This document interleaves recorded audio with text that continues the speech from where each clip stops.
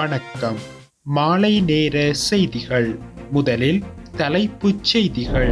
நாடாளுமன்ற உறுப்பினர் அர்ஜுனா மீது யாழ் போலீஸ் நிலையத்தில் முறைப்பாடு. மதுபான அனுமதி பத்திர விவகாரம். அனுர அரசுக்கு ரணில் பதில். பரீட்சை கடமைகளுக்கான கொடுப்பனவு குறைப்பு. ஆசிரியர் சங்கம் குற்றச்சாட்டு.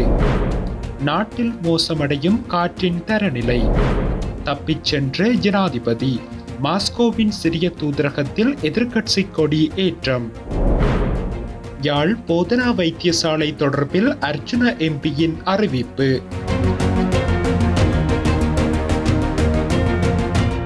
தொடர்பென விரிவான செய்திகள். யாழ் மாவட்ட நாடாளுமன்ற உறுப்பினர் ராமநாதன் அர்ஜுனாவுக்கு எதிராக யாழ்ப்பாணம் போலீஸ் நிலையத்தில் முறைப்பாடு செய்யப்பட்டுள்ளது. யாழ்ப்பாணம் போதனா வைத்தியசாலையின் பணிப்பாளர் வைத்தியர் சத்யமூர்த்தி நாடாளுமன்ற உறுப்பினர் அர்ச்சுனாவுக்கு எதிராக இவ்வாறு முறைப்பாடு செய்துள்ளதாக தெரிவிக்கப்படுகின்றது. யாழ்ப்பாணம் போதனா வைத்தியசாலைக்குள் அனுமதியின்றி பிரவேசித்து பணிக்கு இடையூறு செய்ததாக நாடாளுமன்ற உறுப்பினர் அர்ச்சுனா மீது முறைப்பாடு செய்யப்பட்டுள்ளது. குறித்த முறைப்பாடு தொடர்பில் விசாரணைகள் ஆரம்பிக்கப்பட்டுள்ளதாக போலீசார் தெரிவித்துள்ளனர்.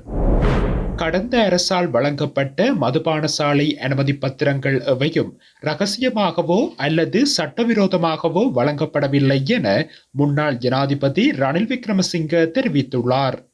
ரணிலின் ஆட்சி காலத்தில் நாடளாவிய ரீதியில் வழங்கப்பட்ட மதுபான அனுமதி பத்திரங்கள் தொடர்பான விவரங்கள் அனுர அரசால் நாடாளுமன்றத்தில் கடந்த வியாழக்கிழமை சமர்ப்பிக்கப்பட்ட நிலையிலேயே இந்த தகவலை அவர் வெளியிட்டுள்ளார்.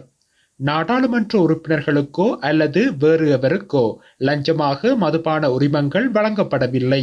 அவை சட்ட ரீதியாக அரசுக்கு வருமானம் ஈட்டுவதற்காக வழங்கப்பட்டவை. ஒவ்வொன்றும் 10, 15, 20 மில்லியன் ரூபாவுக்கு விற்கப்பட்டன.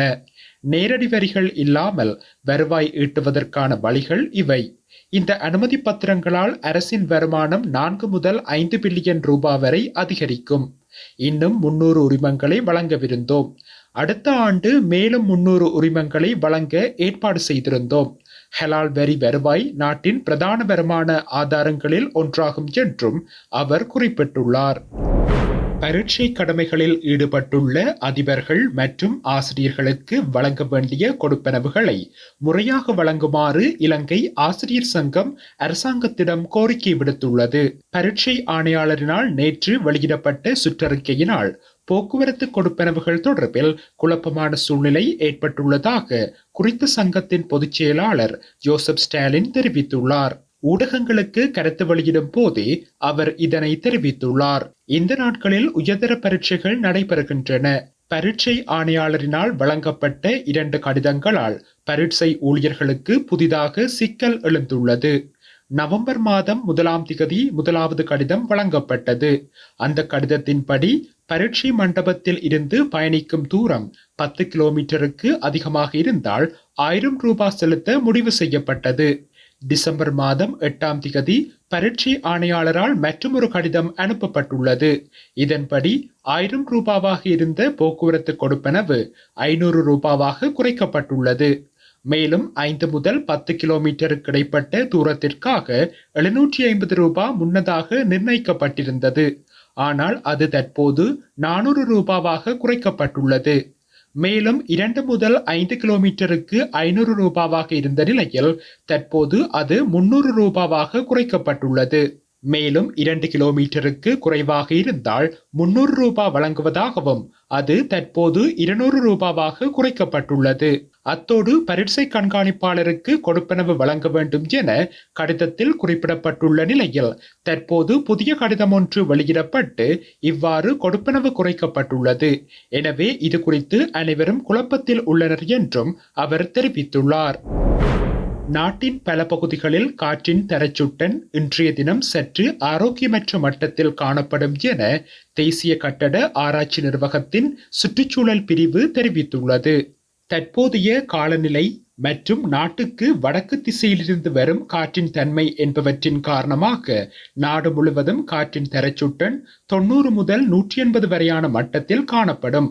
யாழ்ப்பாணம் மற்றும் புலனறுவை நகரங்களில் காற்றின் தரச்சுட்டன் ஆரோக்கியமற்ற மட்டத்தில் உள்ளதுடன் நாட்டின் பல பகுதிகளில் காற்றின் தரச்சுட்டன் சற்று ஆரோக்கியமற்ற மட்டத்திற்கு அதிகரிக்கக்கூடும் எனவும் தெரிவிக்கப்பட்டுள்ளது.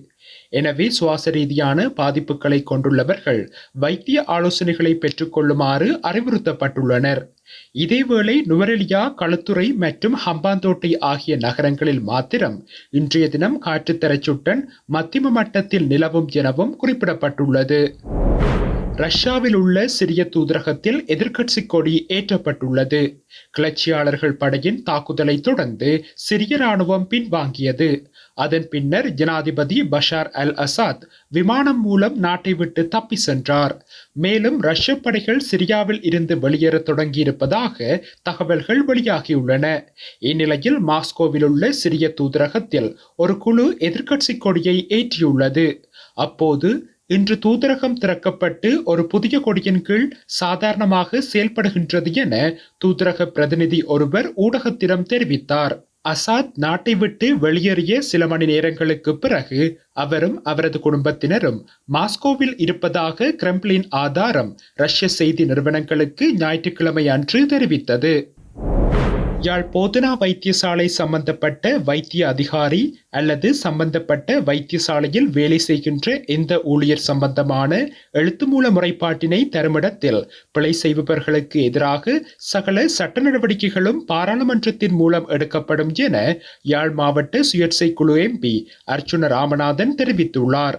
டாக்டர் arjuna@gmail.com என்கின்ற மின்னஞ்சல் முகவரிக்கோ அல்லது 076107106 என்ற தொலைபேசி எண்ணிற்கு அனுப்பி வைக்கலாம் என்றும் அவர் தெரிவித்துள்ளார். ஊழியர்கள் வழங்கும் முறைப்பாட்டிற்கு மக்களின் பிரதிநிதி என்ற அடிப்படையில் என்னால் ஆன முழு உதவிகளும் வழங்கப்படும் எனவும் அர்ச்சுன MP கூறியுள்ளார். பாதிக்கப்பட்ட 170க்கும் மேற்பட்ட இளம் சந்ததியினர் தன்னிடம் அவ்வாறு கடிதங்களை வழங்கியுள்ளதாகவும் அர்ச்சுன MP கூறியுள்ளார்.